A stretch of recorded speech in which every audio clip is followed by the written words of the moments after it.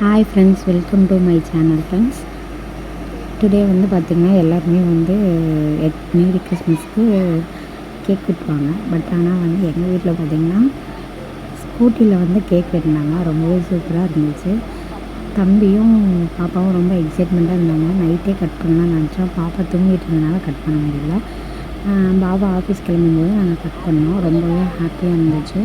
நாங்கள் எப்போயுமே இயர்லி மேரி கிறிஸ்மஸ்க்கு கேக் கட் பண்ணிடுவோம். நியூ இயருக்கும் கட் பண்ணுவோம். அதே மாதிரி தான் இதையும் நாங்கள் செலிப்ரேட் பண்ணோம்.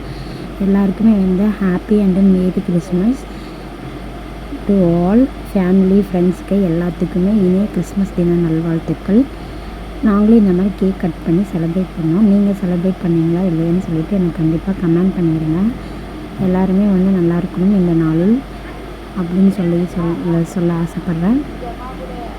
அதேமாதிரி வந்து கேக் கட் பண்ணதுக்கப்புறமேட்டு மகத்துக்கு ஊட்டி பாபாவும் ஹாப்பியாக இருந்தாங்க. அதுக்கப்புறமேட்டு பாப்பாவும் ரொம்ப ஹாப்பியாக இருந்தா.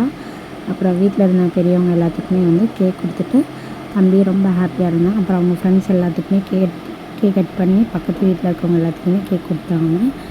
ரொம்ப ஹாப்பியாக இருந்தான். அதாவது வந்து அவனுக்கு இப்போ தான் வந்து விவரம் தெரியுது. விவரம் தெரியும் போது தான் வந்து அவன் கேக் கட் பண்ணி எல்லாத்துக்குமே வந்து கொடுத்து ஹாப்பியாக வந்து கிறிஸ்மஸை வந்து என் பையன் இப்படி தான் செலிப்ரேட் பண்ணான். உங்கள் வீட்டில் வந்து எப்படி செலிப்ரேட் பண்ணாங்கன்னு சொல்லிவிட்டு எனக்கு மறக்காமல் கமெண்ட் பண்ணிடுங்க. Follow for more videos. Thank you to every one.